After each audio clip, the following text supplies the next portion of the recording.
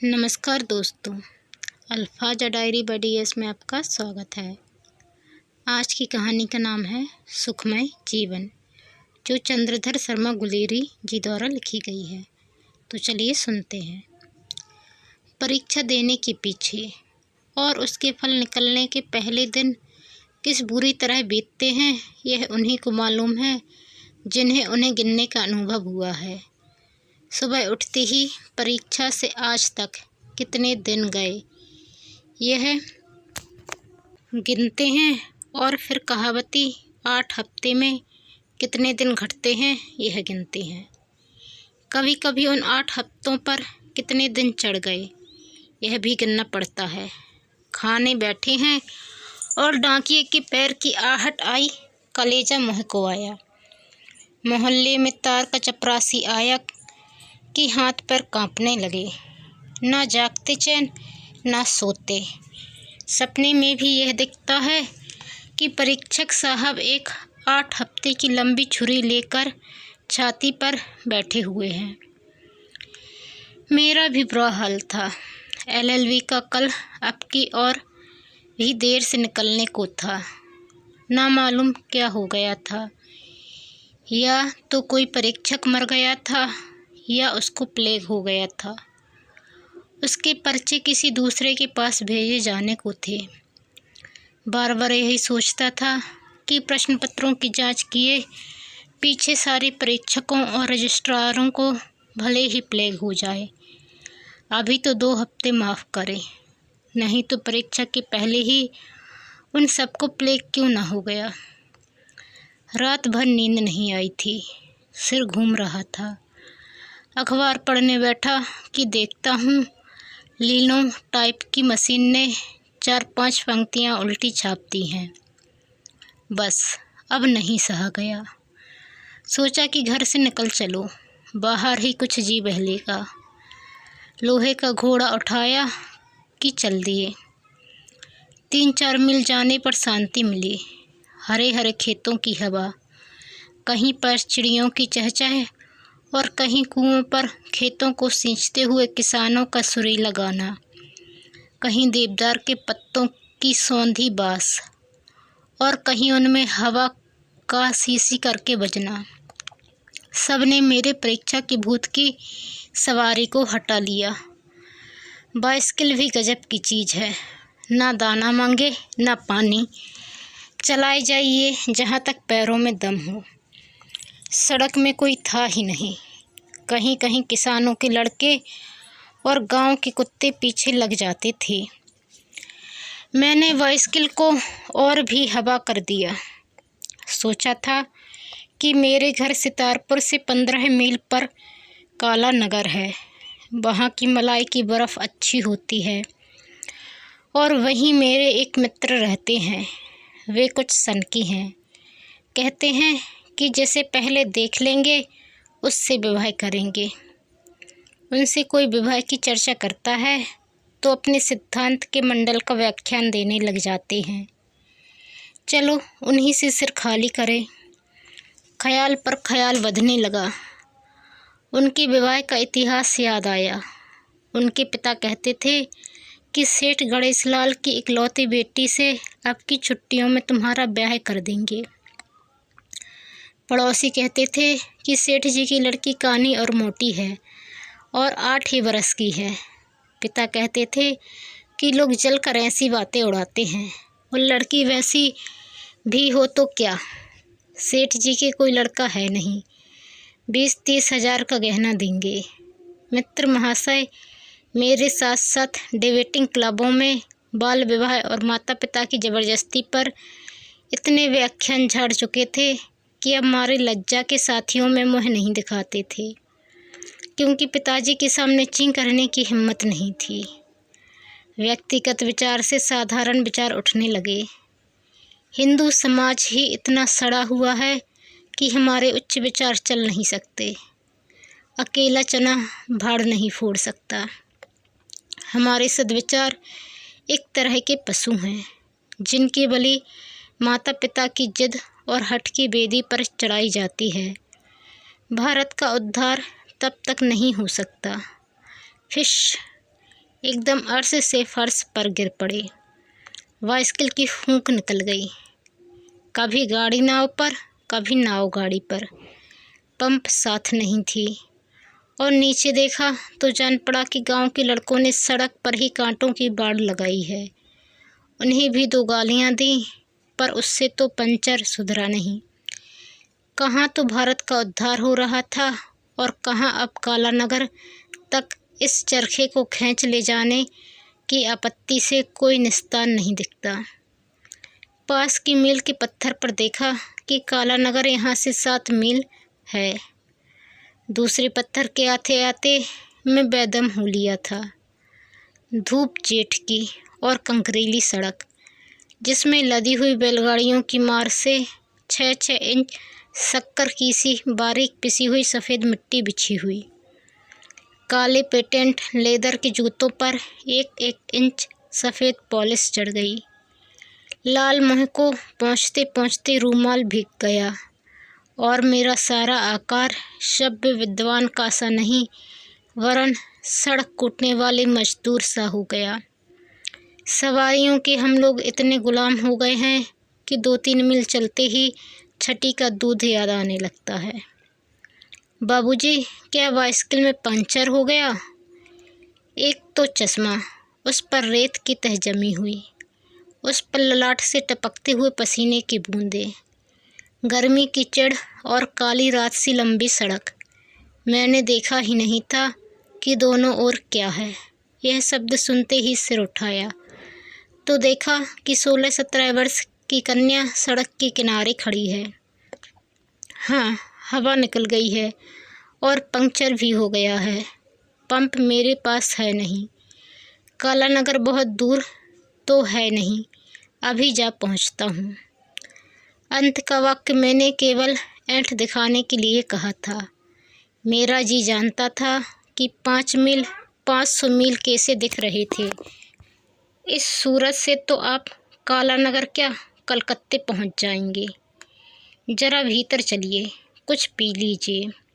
आपकी जीभ सूखकर तालू से चिपक गई होगी। चाचा जी की बाइसिकल में पंप है और हमारा नौकर गोविंद पंक्चर सुधारना भी जानता है। नहीं नहीं, नहीं नहीं क्या? हाँ हाँ। यूँ कहकर बालिका ने मेरे हाथ से बाइसिकल छीन ली और सड़क के एक तरफ हो ली। मैं भी उसके पीछे चला। देखा कि एक कटीली बाड़ से घिरा बगीचा है जिसमें एक बंगला है। यहीं पर कोई चाचा जी रहते होंगे, परंतु यह बालिका कैसी? मैंने चश्मा रूमाल से पोंछा और उसका मुँह देखा। पारसी चाल की एक गुलाबी साड़ी के नीचे चिकने काले बालों से घिरा हुआ उसका मुखमंडल दमकता था और उसकी आंखें मेरी ओर कुछ दया, कुछ हंसी और विस्मय से देख रही थीं। बस पाठक, ऐसी आंखें मैंने कभी नहीं देखी थीं। मानो वो मेरे कलेजे को घोल कर पी गईं। एक अद्भुत कोमल शांत ज्योति उनमें से निकल रही थी। कभी एक तीर में मारा जाना सुना है, कभी एक निगाह में हृदय बेचना पड़ा है, कभी तारा मैत्रक और चक्षु मित्र नाम आए हैं। मैंने एक सेकंड में सोचा और निश्चय कर लिया कि ऐसी सुंदर आंखें त्रिलोकी में न होंगी, और यदि किसी स्त्री की आंखों को प्रेम बुद्धि से कभी देखूंगा तो इन्हीं को। आप सितारपुर से आए हैं, आपका नाम क्या है? मैं जयदेव शरण वर्मा हूँ। आपके चाचा जी? ओहो, बाबू जयदेव शरण वर्मा, BA, जिन्होंने सुखमय जीवन लिखा है। मेरा बड़ा सौभाग्य है कि आपके दर्शन हुए। मैंने आपकी पुस्तक पढ़ी है और चाचा जी तो उसकी प्रशंसा बिना किए एक दिन भी नहीं जाने देते। वे आपसे मिलकर बहुत प्रसन्न होंगे। बिना भोजन किए आपको ना जाने देंगे।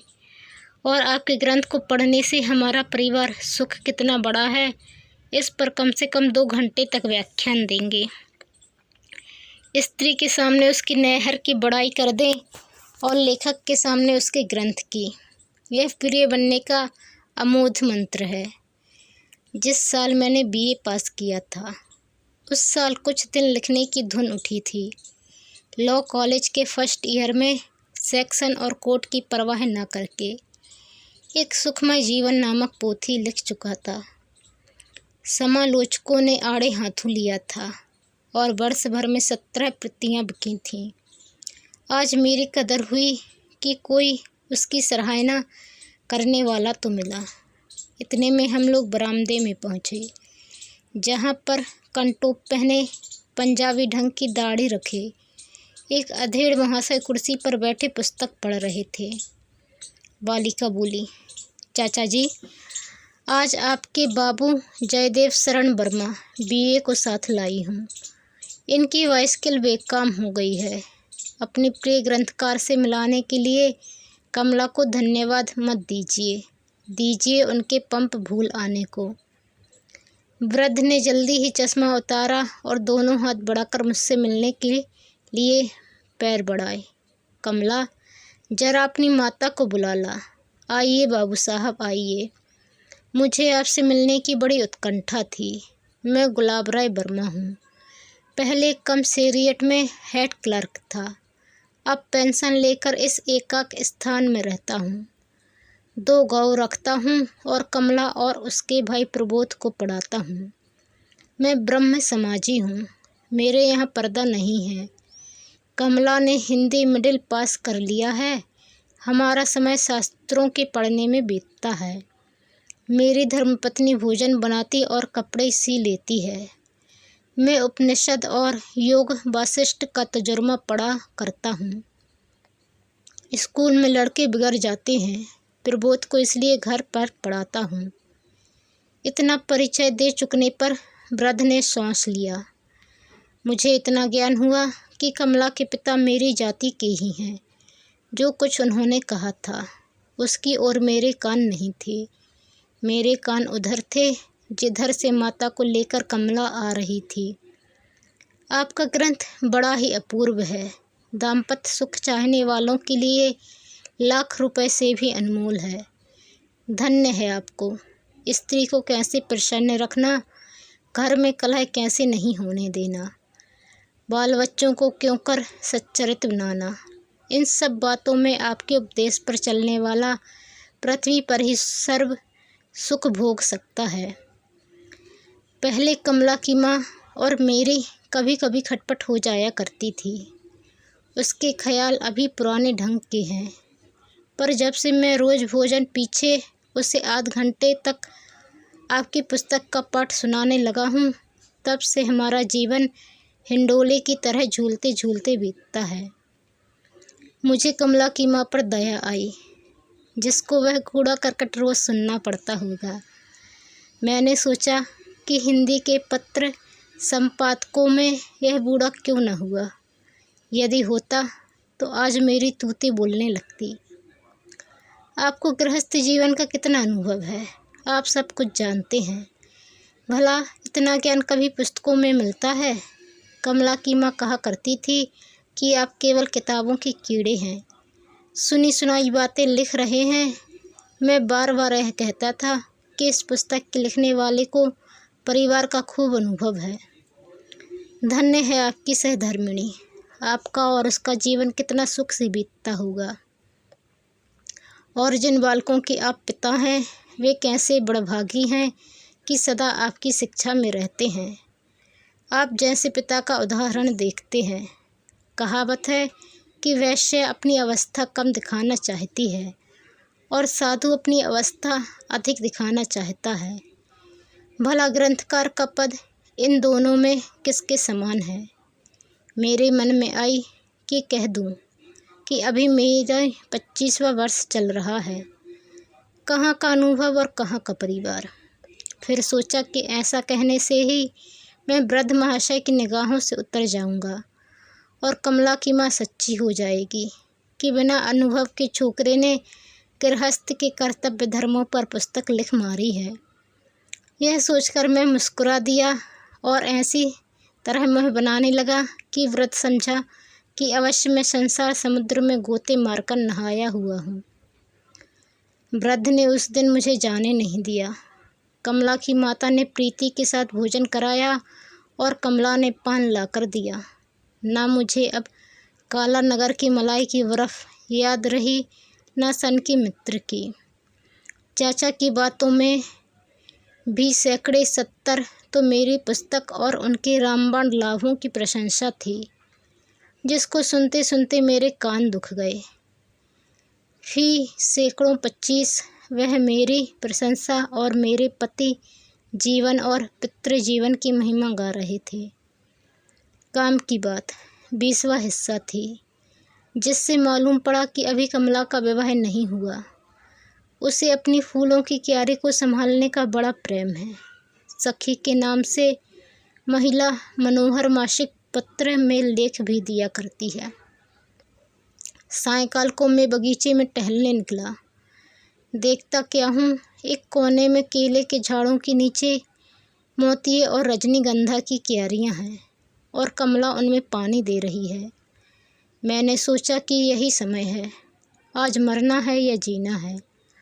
उसको देखते ही मेरे हृदय में प्रेम की अग्नि जल उठी थी और दिन भर वहाँ रहने से वह धधकने लग गई थी। 2 ही पहर में मैं बालक से विवाह हो गया था। अंग्रेजी महाकाव्यों में, प्रेममय उपन्यासों में और कोर्स के संस्कृत नाटकों में जहाँ जहाँ प्रेमिका प्रेमिक का वार्तालाप पड़ा था, वहाँ वहाँ का दृश्य स्मरण करके वहाँ वहाँ के वाक्यों को घोट रहा था, पर यह निश्चय नहीं कर सका कि इतने थोड़े परिचय पर भी बात कैसी करनी चाहिए। अंत में अंग्रेजी पढ़ने वाले की धृष्टा ने आर कुमार की शालीनता पर विजय पाई और चपलता कहिए, बेसमझी कहिए, ठीठपन कहिए, पागलपन कहिए। मैंने दौड़कर कमला का हाथ पकड़ लिया। उसके चेहरे पर सुर्खी दौड़ गई और डोलची उसके हाथ से गिर पड़ी। मैं उसके कान में कहने लगा, आपसे एक बात कहनी है। क्या? यहाँ कहने की कौन सी बात है? जब से आपको देखा है तब से। बस चुप करो, ऐसी धृष्टता। अब मेरा वचन प्रवाह उमड़ चुका था। मैं स्वयं नहीं जानता था कि क्या कर रहा हूँ, पर बकने लगा। प्यारी कमला, तुम मुझे प्राणों से बर कर हो। प्यारी कमला, मुझे अपना भ्रमर बनने दो। मेरी जीवन तुम्हारे बिना मरुस्थल है, उसमें मंदाकिनी बन कर बहो। मेरे जलते हुए हृदय में अमृत की पट्टी बन जाओ। जब से तुम्हें देखा है, मेरा मन मेरे अधीन नहीं है। मैं तब तक शांति न पाऊंगा जब तक तुम। कमला जोर से चीख उठी और बोली, आपको ऐसी बातें कहते लज्जा नहीं आती? धिक्कार है आपकी शिक्षा को और धिक्कार आपकी विद्या को। इसी को आपने सभ्यता मान रखा है कि अपरिचित कुंवारी से एकांत ढूंढकर ऐसा घृणित प्रस्ताव करें। तुम्हारा यह साहस कैसे हो गया? तुमने मुझे क्या समझ रखा है, सुखमय जीवन का लेखक और ऐसा घृणित चरित्र? चुल्लू भर पानी में डूब मरो, अपना काला मुँह मत दिखाओ। अभी चाची जी को बुलाती हूँ। मैं सुनता जा रहा था। क्या मैं स्वप्न देख रहा हूँ? यह अग्निवर्षा मेरे किस अपराध पर? तो भी मैंने हाथ नहीं छोड़ा। कहने लगा, सुनो कमला, यदि तुम्हारी कृपा हो जाए तो सुखमय जीवन। देखा तेरा सुखमय जीवन। आस्तीन के सांप, पापात्मा। मैंने साहित्य से भी जानकर और ऐसे उच्च विचारों का लेखक समझकर तुझे अपने घर में घुसने दिया और तेरा विश्वास और सत्कार किया था। प्रच्छन्न पापिन, वक्दाभिंक, बिड़ाल वृत्तिक, मैंने तेरी सारी बातें सुन ली हैं। चाचा जी आकर लाल लाल आंखें दिखाते हुए क्रोध से कांपते हुए कहने लगे, शैतान, तुझे यहाँ आकर माया जाल फैलाने का स्थान मिला। उफ, मैं तेरी पुस्तक से छला गया। पवित्र जीवन की प्रशंसा में फार्मों के फार्म काले करने वाले तेरा ऐसा हृदय, कपटी विष के घड़े, उनका धारा प्रवाह बंद ही नहीं होता था। पर कमला की गालियाँ और थीं और चाचा जी की और। मैंने भी गुस्से में आकर कहा, बाबू साहब, जवान संभाल कर बोलिए। आपने अपनी कन्या को शिक्षा दी है और सभ्यता सिखाई है। मैंने भी शिक्षा पाई है और कुछ सभ्यता सीखी है। आप धर्म सुधारक हैं। यदि मैं उसके गुण रूपों पर आसक्त हो गया तो अपना पवित्र प्रणय उसे क्यों न बताऊं। पुराने ढर्रे के पिता दुराग्रही होते सुने गए हैं। आपने क्यों सुधार का नाम लजाया है। तुम सुधार का नाम मत लो, तुम तो पापी हो। सुखमय जीवन के कर्ता होकर भाड़ में जाए सुखमय जीवन, उसी के मारे नाक को दम है।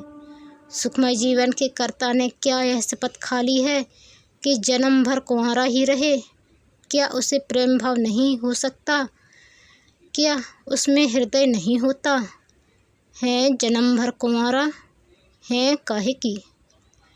मैं तो आपकी पुत्री से निवेदन कर रहा था कि जैसे उसने मेरा हृदय हर लिया है, वैसे यदि अपना हाथ मुझे दे तो उसके साथ सुखमय जीवन के उन आदर्शों का प्रत्यक्ष अनुभव करूं, जो अभी तक मेरी कल्पना में है। पीछे हम दोनों आपकी आज्ञा मांगने आते, आप तो पहले ही दुर्वासा बन गए। तो आपका विवाह नहीं हुआ? आपकी पुस्तक से तो जान पड़ता है कि आप कई वर्षों के गृहस्थ जीवन का अनुभव रखते हैं। तो कमला की माता ही सच्ची थी। इतनी बातें हुई थीं, पर न मालूम क्यों मैंने कमला का हाथ नहीं छोड़ा था। इतनी गर्मी के साथ शास्त्रार्थ हो चुका था, परंतु वह हाथ जो क्रोध के कारण लाल हो गया था, मेरे हाथ में ही पकड़ा हुआ था। अब उसमें सात्विक भाव का पसीना आ गया था और कमला ने लज्जा से आंखें नीचे कर ली थीं।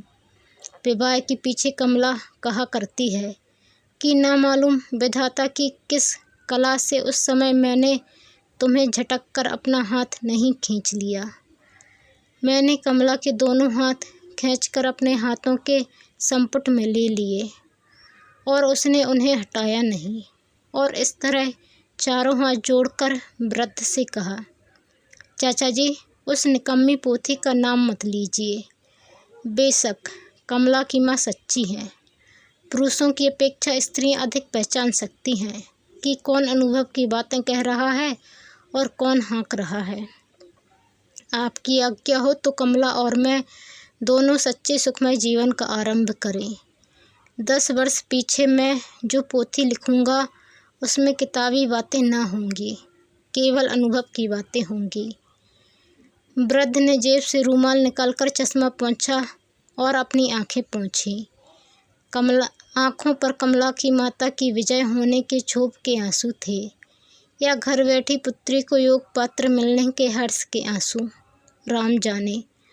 उन्होंने मुस्कुराकर कमला से कहा, दोनों मेरे पीछे पीछे चले आओ। कमला, तेरी माँ ही सच कहती थी। वृद्ध बंगले की ओर चलने लगे। उनकी पीठ फिरते ही कमला ने आंखें मूंदकर मेरे कंधे पर सिर रख दिया। दोस्तों, यदि आप चैनल पर नए आए हैं तो प्लीज़ चैनल को सब्सक्राइब कर बेल आइकन को क्लिक कर लें। वीडियो पसंद आने पर लाइक और शेयर करना ना भूलें, और कहानी कैसी लगी कमेंट कर ज़रूर बताएं। धन्यवाद।